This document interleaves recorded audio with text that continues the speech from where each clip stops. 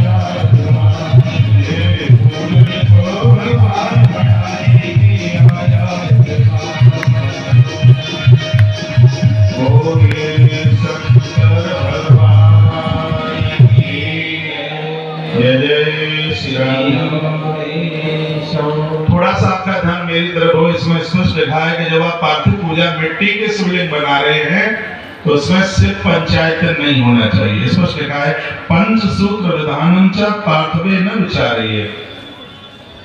पंचसूत्र विधान सिर्फ पंचायतन में 5 देवताएं नंदी है, माँ पार्वती है, भगवान गणेश है और पीछे कार्तिकेय है। इनकी बड़ी महिमा है। उसी शिवालय को पूरा माना जाता है जिसमें से पंचायत है, जिसमें नंदी भी है, धर्म का प्रतीक है, जिसमें माता पार्वती है, वात्सल का प्रतीक है, गणेश सिद्धि देने वाले हैं, कार्तिकेय संयम के प्रतीक है। उस मंदिर को पूर्ण माना जाता है जिसमें सिर्फ पंचायत है। लेकिन जब आप मिट्टी की पार्थिव पूजा कर रहे हैं तो सिर्फ उसमें अकेले मिट्टी के ही शिवलिंग होते हैं, उसकी पूजा से ही सब कुछ प्राप्त हो जाता है। अखंडम तद कर्तव्यम न विखंडम प्रकार्यते। मिट्टी के शिवलिंग बना रहे हैं वो टूटे हुए नहीं, वो खंडित नहीं, वो अखंड। टूटे चावल न चढ़ाइए, वर्णन किया गया है। रत्नजम हेमजम लिंगम पाग्यम स्फटिकम तथा पार्थवम पुष्परागोतम अखंडम तो प्रकार्यते। ये शिवलिंग है वो अखंड होने चाहिए, टूटे नहीं हो बिल्कुल भी। कौन कौन से? रत्नम, जो रत्नों के बने हुए, कोई भी किसी भी प्रकार के रत्न से बने हुए हैं। हेमजम, सोने के हैं। तत्पश्चात लिखा पारदम, पारदेश्वर, पारदेश्वर भी जो खंडित है वो पूजा के लायक नहीं है, तो पारदम। फिर लिखा है स्फटिक, स्फटिक के जो शिवलिंग है वो भी खंडित नहीं होने चाहिए। तत्पश्चात पार्थवम, जो मिट्टी के शिवलिंग बना रहे हैं वो भी टूटे फूटे नहीं होने चाहिए, वो भी पिंडी साफ सुथरी पूरी होनी चाहिए। स्पष्ट महापुराण के अंदर लिखा है। तो प्रकार यही पूजा का विधान है, वर्णन किया गया। अब मिट्टी कहाँ से लाए, कैसी मिट्टी लाए, उसको कैसे गूंथे, कैसे क्या करें, 5 मिनट में ये भी आप सुन लीजिए। कहा नदी तीरे तड़ागे च पर्वते कान नहीं बचा। ऊपर के पर्वत की मिट्टी मिल जाए, पहाड़ की मिट्टी मिल जाए, या नदियों की मिट्टी मिल जाए, या तड़ागे कहते हैं सरोवर की मिट्टी मिल जाए, या आसपास कोई नदी है, नदी की मिट्टी मिल जाए, उसको अंदर से निकाल करके लाइए, फिर उसको सुखाइए। आप सुन नहीं रहे, फिर आरती करा दूं मैं? नहीं, फिर आप सुनिए। उसको सुखाइए, सुखाने के बाद बारीकी पीसिए उसको, फिर उसको छानिए, छानिए उसको। फिर कहा गया है कि उसको शुद्ध प्रदेश संभूता, जहां उसको मार रहे हैं वो स्थान, गूंथ रहे हैं वो स्थान शुद्ध होना चाहिए। उसमें गंगाजल डालिए, उसको गूंथ करके मिट्टी को ठीक से कर लीजिए। फिर उसमें थोड़ा रात का सहयोग लेकर के फिर अंगूठे के बराबर बराबर शिव पिंडियां बनाइए। शिवलिंगम प्रकल्पिता, सावधान तैयार हो जाए। शिवलिंग बनाते समय किसी से बात ना करे। लिखा है इसमें ओम नमः शिवाय मंत्र का जप करे, ऐसा वर्णन किया गया। और वो ओम नमः शिवाय भी अपने मन मुताबिक नहीं लिखा है। नमः शिवाय मंत्रेण अर्चना द्रव्यम च प्रोक्षेयते। ओम नमः शिवाय आप जप रहे हैं, आप फूल पत्तियां जो भी कुछ चढ़ाते हैं, ओम नमः शिवाय जप के आप चढ़ाइए, भगवान उसको स्वीकार करें। भूर शीघ्र मंत्रेण क्षेत्र शुद्ध प्रकार्यते। लिखा है जिस स्थान पर ओम नमः शिवाय मंत्र का जप होता है वो स्थान सिद्ध हो जाता है। उस स्थान पर काशी की ताकत आ जाती है, काशी की शक्ति आ जाती है। जिस जगह पर ओम नमः शिवाय मंत्र का जप होता है, ऐसा शिव महापुराण के अंतर्गत यह वर्णन किया गया है। ओम नमः शिवाय, और वो भी गुरुजनों से सुन करके। कैसे पूजा करेंगे? लिखा है ज्ञान रुद्रेण मंत्रेण संचार द्वेषण। कुछ भी नहीं आता है तो ओम नमः शिवाय आप जप सकते हैं। पहले प्रार्थना कीजिए, आह्वान कीजिए, कहिए कहिए भगवान मैं आपका आह्वान करता हूँ। इस पिंडी में आप पधारिए, नमोस्तुते पाद्यम अनुहारित। मैं आपको चरण धोऊंगा, मैं आपको स्नान कराऊंगा। भगवान इस पिंडी में आपका मैं आह्वान करता हूँ, आप पधारिए। सबसे पहले जल के छींटे लगाइए, जो आप पूजा कर रहे हैं जल के छींटे के। तत्पश्चात में पंचामृत है तो 5 चीजें डालिए, दूध, दही है, घी है, शहद और चीनी। फिर उसके ऊपर से जल डाल दीजिए। फिर कलावा डालिए, कलावा रख दीजिए ऊपर। कलावा रखने के बाद चंदन लगाइए, रोली लगाइए। लोग कहते हैं महादेव को रोली नहीं चढ़ती, और मैं कहता हूं कि महादेव को रोली चढ़ती है 100%। लोग कहते हैं महादेव को तुलसी नहीं चढ़ती, मेरी व्यासपीठ कहती है महादेव को तुलसी चढ़ती है 1,00,000%। महादेव को तुलसी चढ़ाने से जितना पाप लगे वो सब मेरा, और महादेव को तुलसी चढ़ाने से जितना पुण्य लगे वो सब आपका। महादेव को तुलसी चढ़ाने से धरती के संपूर्ण भोग मिल जाते हैं। मैं आपको कंफ्यूज नहीं करूंगा। ये देश में लाखों लोग हमारी बातों को सुनते हैं और उसके ऊपर विश्वास करते हैं। हम आपको कंफ्यूज नहीं करेंगे। शंकर जी को तुलसी चढ़ती है, पड़ोस की तो पूजा ही पूरी नहीं होती जब तक तुलसी मंदिर ही न चढ़ाए भगवान शंकर जी के ऊपर। ये सगरी बातें इस ग्रंथ में लिखी हैं। दीप मंदिर वास मोर नीराजन विधम चरित, कोई भी पूजा दिया जलाए बिना लगती नहीं है, इसलिए दीपक जरूर जलाए, दिया जलाए। इसमें वर्णन है कि भोग लगाए, भोग भगवान शंकर को सिंगाड़े की लक्ष्मी का भोग लगता है, तो वर्णन है इति भाता संपूजा पाठम लिंगोत्तमम जपे पंचाक्षर मंत्रम गुरु दत्तम यथा विधि। इस मंत्र को गुरु मुख से सुन करके तब ही जपिए। जैसे औषधि लेने के लिए डॉक्टर का परामर्श जरूरी है, उसी प्रकार से मंत्र को जपने के लिए एक गुरु की आवश्यकता है। गुरु तत्वदर्शी, गुरु का अर्थ होता है जो शिष्य का गौरव बढ़ा दे, उसे गुरु कहते हैं। गुरु का मतलब है जो शिष्य का गौरव बढ़ा दे, उसे गुरु कहते हैं। तो शिष्य का मतलब क्या है? जो गुरुदेव के अनुशासन में रहे, उसे शिष्य कहते हैं। जब गुरु और शिष्य का ऐसा संबंध होता है तो परमात्मा ऊपर के लोक में नहीं, भगवान मृत्यु लोक में प्रकट होता है। ऐसा श्री महापुराण साक्षी है। स्तुति करे, भगवान को वंदन करे, प्रणाम करे, टूटी फूटी जो भी आपकी आवाज है। सिराधे कैमरे को पहुंची, सिराधे। भगवान को कहिए अज्ञाना गति भाग्याना जब पूजा दिगमया कृतम प्रदुष्टम सबलम कृपया तब शंकर। हाथ जोड़ करके भगवान को कहिए प्रभु हम तो अज्ञानी, हम तो कुछ जानते नहीं है, मुझसे टूटी फूटी जो भी पूजा हो रही है आप करा रहे हैं। वेद ही पुराने सिद्धांत ही में, वेद पुराण के सिद्धांतों को हम तो कुछ जानते ही नहीं है। भगवान बस इतनी सी प्रार्थना है, यदि हमसे कोई त्रुटि हो गई है तो अपने बच्चे समझ करके हमें क्षमा कर दीजिए। तथा प्रदक्षिणाम कुर्या, बड़ी अच्छी बात कही गई है, बहुत ध्यान से सुनिए।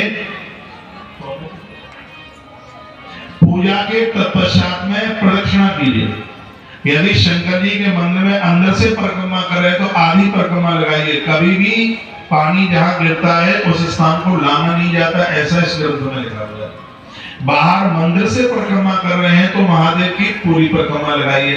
अंदर शिवलिंग के पास से कर रहे तो आधी परिक्रमा लगाइए। महादेव की परिक्रमा आधी लगती है, दुर्गा मैया की परिक्रमा एक लगती है, एक परिक्रमा लगती है, गणेश जी की 3 परिक्रमा लगती है, भगवान विष्णु की 4 परिक्रमा लगती हैं और सूर्य नारायण की 7 परिक्रमा लगती हैं। ऐसा विधान है। परिक्रमा करने से क्या होता है? मंदिर में दर्शन करने से भी परिक्रमा का ज्यादा विधान है। बहुत ध्यान से सुनिए। मंदिर में प्रवेश करते हैं तब घंटा बजाया जाता है, मंदिर से बाहर निकलते हैं तो घंटा नहीं बजाया जाता है, याद रखिएगा। मंदिर में प्रवेश करें उस समय घंटा बजाइए। देहरी पर, मंदिर की देहरी पर पांव नहीं रखिए, क्योंकि वहां नरसिंहदेव भगवान का वास होता है। हमेशा मंदिर की देहरी को लांग करके अंदर जाया जाता है। पांव धो करके, कुल्ला करके शुद्ध भाव से मंदिर में प्रवेश कीजिए। और मंदिर में ठीक प्रतिमा के सामने से प्रणाम नहीं होता, अगल बगल होकर के भगवान को प्रणाम किया जाता है। मंदिर दर्शन का पूरा फल ही नहीं मिलता जब तक प्रदक्षिणा परिक्रमा नहीं की जाए। उन मंदिरों को अधूरा माना गया है जिन मंदिरों में परिक्रमा नहीं होती। बहुत मंदिर वाले परिक्रमा में सामान रख देते हैं, जघन्य अपराध है। मंदिर की गुम्मट होनी चाहिए, मंदिर के ऊपर कलश होना चाहिए और मंदिर के ऊपर ध्वजा होनी चाहिए। जो मंदिर की ध्वजा का दर्शन करते हैं उन्हें 10 अश्वमेध यज्ञ करने का फल प्राप्त होता है। ऐसा ग्रंथकार द्वारका में ध्वजा चढ़ाने के लिए 4-4 साल का नंबर लगता है, उसे ध्वजा मनोरथ कार्यक्रम के नाम से जाना जाता है। यहाँ तक कहा गया कि मंदिर में अंदर जाने के लिए आपको समय नहीं है। यदि मंदिर के ऊपर लगी हुई ध्वजा को आप प्रणाम कर लेते हैं तो आपको मंदिर के दर्शन करने का फल उसी समय प्राप्त हो जाता है। जिस समय मलिक्षों के द्वारा हमारे धर्म के ऊपर बड़ा अन्याय और अत्याचार हो रहा था, हमारी लाइब्रेरी पुस्तकालयों को जला दिया गया था। ऐसी आग लगी कि 6 महीने तक हमारे ग्रंथ जलते रहे। उस समय धर्म मंदिरों के ही द्वारा सुरक्षित रहा था। कहा जाता है जो प्रत्येक मंदिर में दर्शन करते हैं उन्हें प्रत्येक दिन 10 अश्वमेध यज्ञ करने का फल प्राप्त होता है। इसलिए मंदिरों के प्रति अपनी पूरी श्रद्धा रखिए। तथा प्रदक्षिणाम कुर्या भुक्त विद्वान सुधी, परिक्रमा करने से ही मंदिर दर्शन पूरा होता है। फिर कहा गया है ततो गणवम कृपा प्रणेक्षर नृपति। यदि आप शंकर के बदले हैं शिवजी के मंदिर में प्रणाम करने को गए हैं तो थोड़ा सा उसमें स्तुति में गाल बजाया जाता है, लिखा गया है इसमें स्पष्ट वर्णन ततो गणवम कृपा इस तरीके से। मुझसे तो बनता नहीं है उतना, बहुत लोग हमने देखा है वो अपना गाल के अंदर जीभ उनकी बजती है, उसका वर्णन इसमें किया गया है। तो क्या लिखा आयु आरोग्य धर्म चाहिए स्वर्ग में होता है। जो मैं आपको कथा सुना रहा हूँ और आप इस कथा को सुन रहे हैं, इसका महात्म्य क्या है? लिखा है कि इस कथा को सुनने से आयु मिलेगी, आयु बढ़ेगी।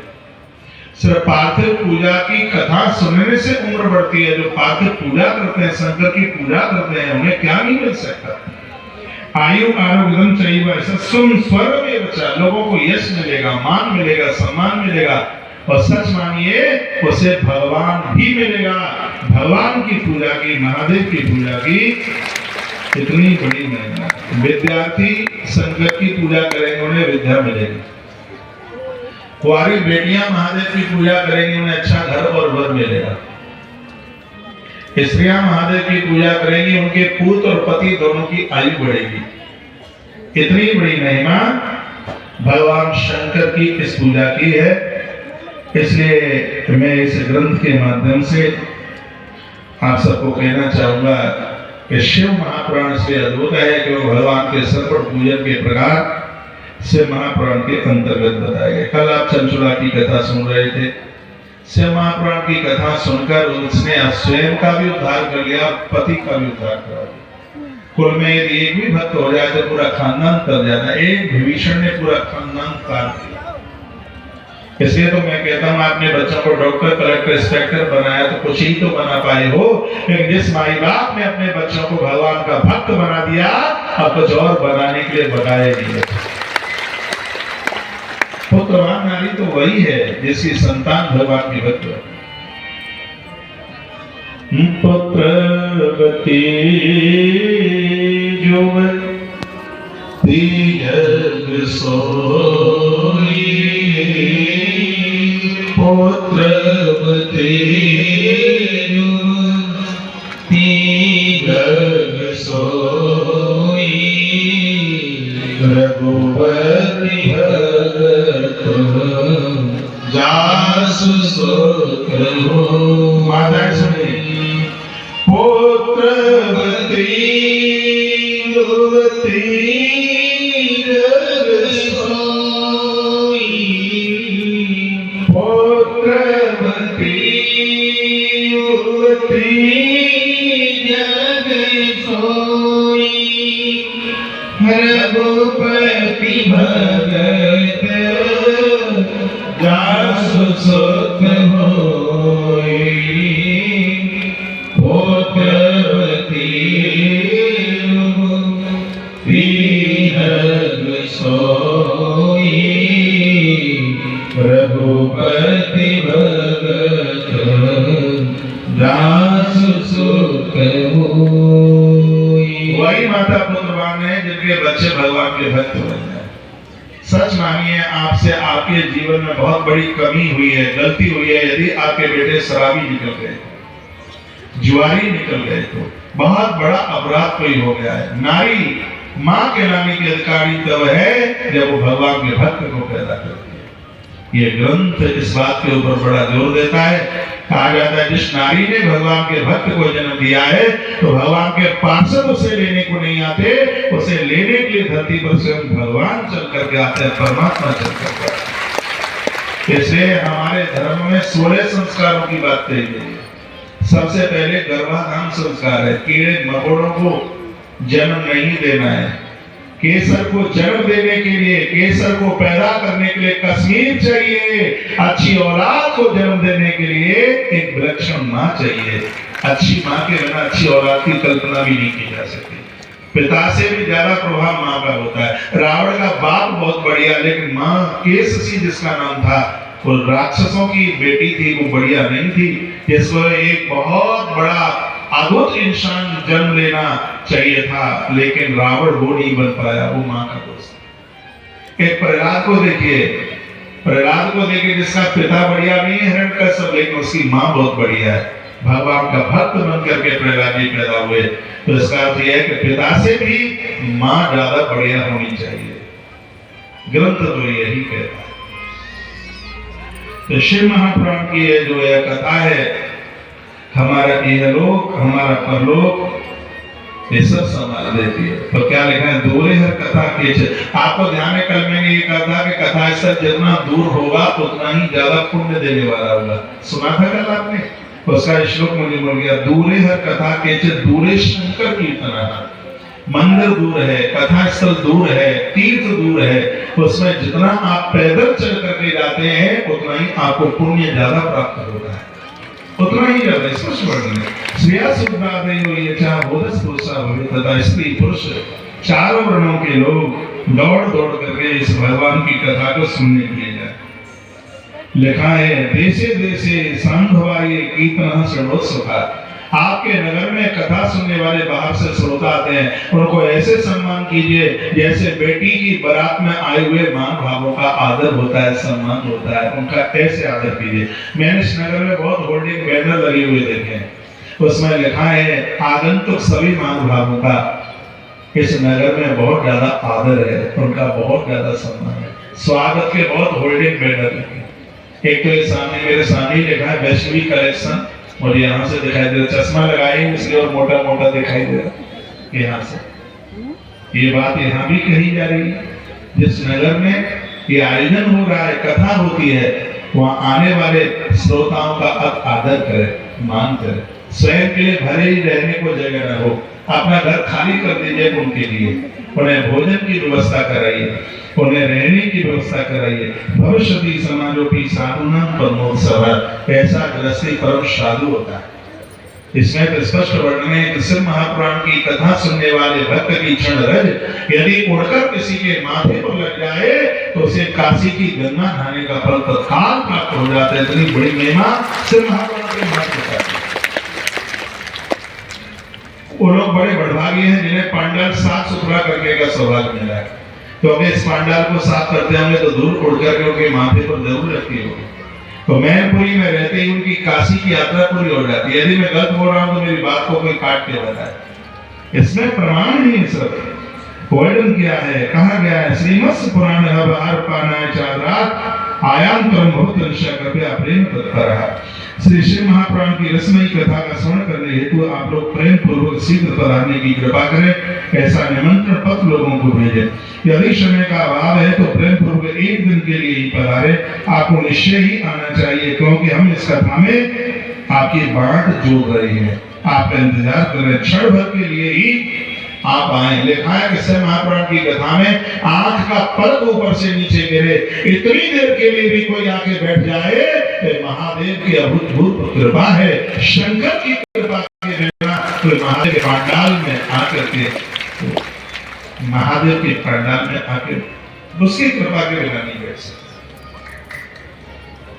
तीर्थ में वास करने से जो पुण्य प्राप्त होता है, शंकर के पंडाल परिसर में रात्रि को सोने से उतने फल की प्राप्ति।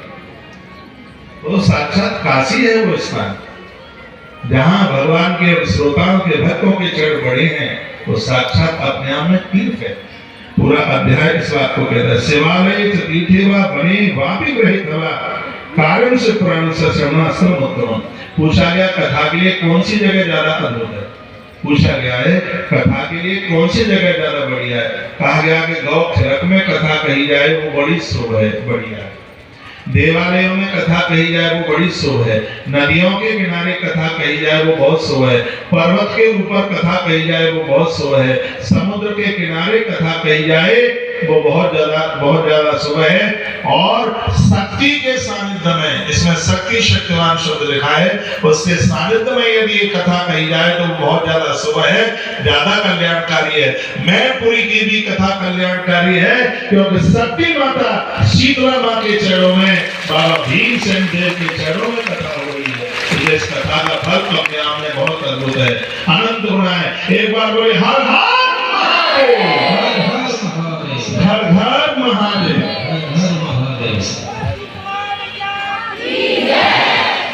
शिवालय तीर्थेवा बनेवा ग्रहीत्वा कार्यं से पुराणस्य श्रवणाश्रम उत्तम। जहाँ कथा हो वहां लोगों को आने जाने में दिक्कत न हो। लिखा है विशाल बसला, वो स्थान लंबा चौड़ा होना चाहिए। आप यहाँ आए, आपको कोई दिक्कत तो नहीं है? नीचे कोई कंकड़ पत्थर तो नहीं छिद रहा है या नीचे गुदगुदा बिछा है? परेशानी तो कोई नहीं होगी। जिस जगह पर यहाँ देखो, आप मानो या न मानो तो आपकी इच्छा की बात है। पूछा गया है कि श्रोता कथा सुनता है, कथा से पाप करते हैं, तो फिर पाप चले कहाँ जाते हैं? ये भी पूछा है। तो कहा गया जो कथा में आने वाले लोगों को रोकते हैं, पाप उनके पास जाते हैं। जो वक्ता की आलोचना, श्रोता की आलोचना करते हैं, ये पाप उनके पास जाते हैं। मेरी बात को हंस के मत निकालना। जो कथा में धूम्रपान करते हैं, ये पाप उनके पास जाते हैं। जो कथा में लोगों की चोरी करने के लिए आते हैं, सामान चुरा के लेके जाते हैं, ये पाप उन लोगों के ऊपर लद जाते हैं। ऐसा भी ग्रंथ में कहा गया, इससे अपराध न हो जाए। मैंने दोनों हाथ जोड़ लिए। मैं प्रार्थना पूर्वक कहूंगा,